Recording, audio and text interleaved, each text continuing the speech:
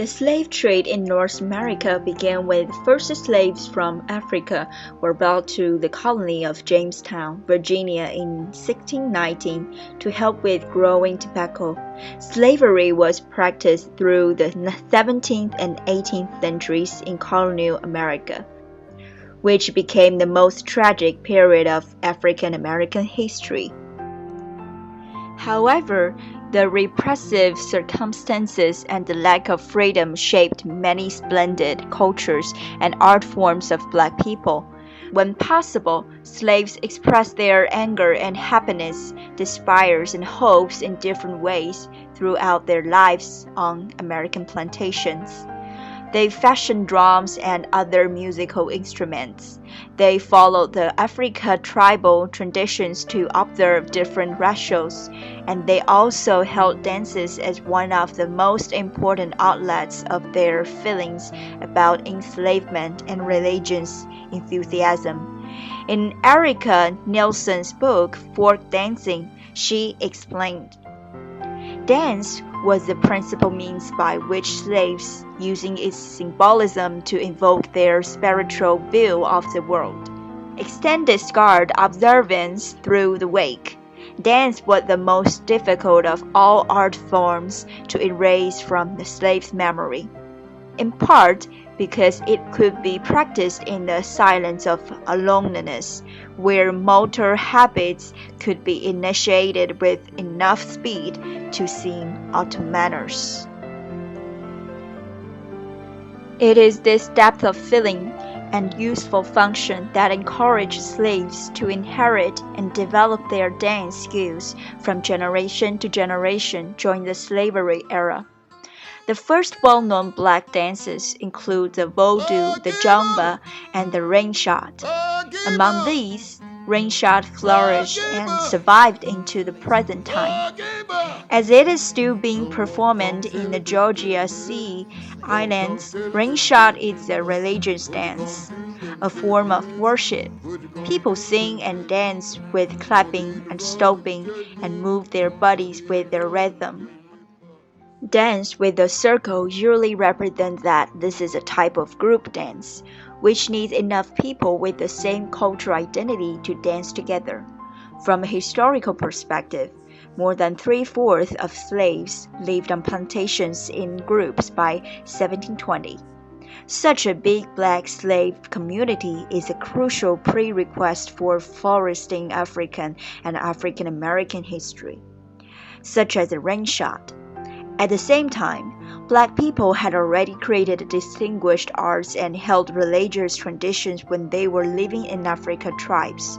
Also, based on the book Understanding the American Promise, the author James L. Rourke explains, slaves valued family ties. Often slaves who had traveled the Middle Passage on the same ship adopted one another as brothers and sisters. The community shared the collectivist values and same sufferings, which flourished the slaves' cohesion and increased the stronger African dance style. A video interview entitled The Ring Shot and the Birth of African American Religion states that, on the surface, slaves seemed to accept Frenchmen without open confrontation, and they attended sermons in white churches on Sunday mornings, but on weeknights and Sunday evenings, slaves always held secret meetings in praise houses to dance, sing, and pray. In the article African American Religion, authors define the praise house as a formally designed religious building on a plantation. During the meeting at the praise house, the Ring Shot was the dance they mainly performed. The praise house was the central place in the religious and social. However, the slaves' large dance groups were a threat to their white masters. Undoubtedly, white masters were afraid that slaves organized to resist after they met regularly. Therefore, white masters started to restrict the time and places of slave dancing, and they also intended to prohibit certain African musical instruments. Ringshot was not only a way for black slaves to express their anger and sorrow, it also conveyed their beliefs in God, freedom, and a chance for a better life. White masters used religion to persuade them not to rebel. Their religion taught them the afterlife would be better. Therefore, dance played an essential role in expressing emotions and communicating with God for black slaves.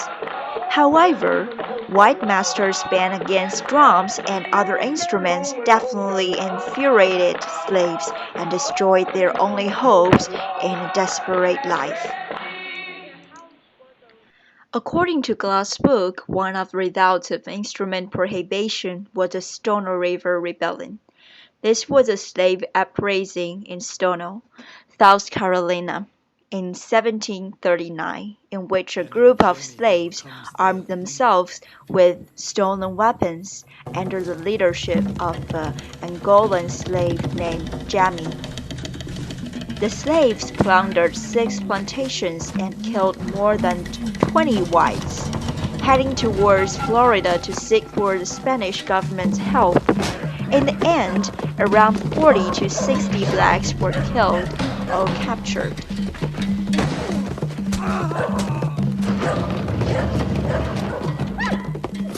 The fated Sunday finally came on the Stono River, southwest of Charleston. And they got to a store and broke in and they killed a Mr. Hutchinson. Decapitated him and put his head on a pole and cleared out his store of guns. It happens in harvest time, which is the time when blacks are being worked the hardest. It also happens in malaria time, and there is an epidemic going on in Charleston, which has virtually shut down the town.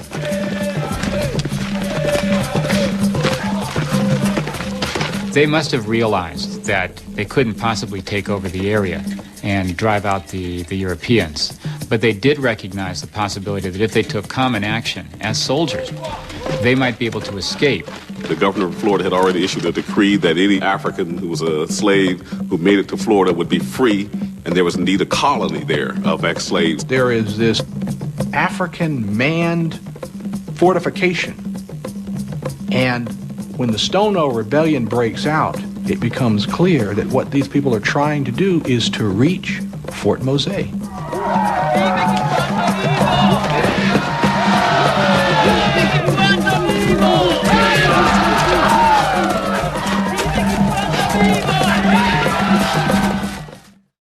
This rebellion caused drums to be widely banned. This is why the ringshot barely uses drums to make rhythm. Instead, dancers only use hands and feet to create rhythm.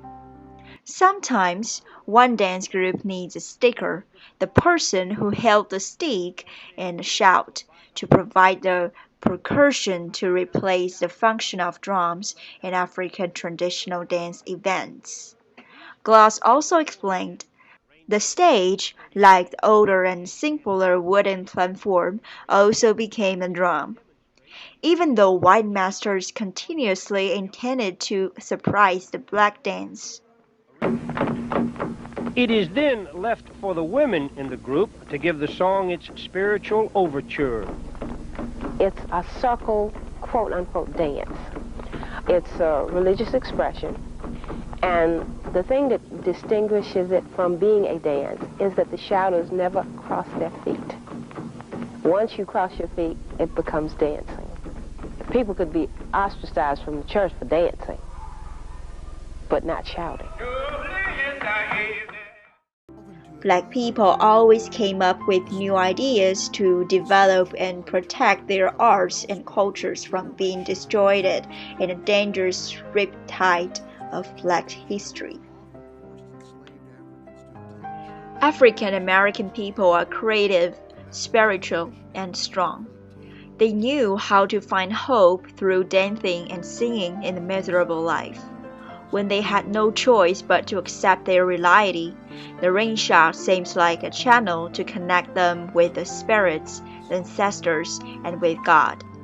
Every shot, every clap, and every stomp seems like a heavy punch of a locked door, the door which separated them from freedom, either desperately or enjoyably. Their dance connected the past, present, and future. The ring shot embodied African Americans' emotions during the dark history of slaves. Also, African Americans' emotions are tied by ring shot generation after generation as their tradition continues to be passed down and practiced in church today to remember ancestors and hardships they overcome.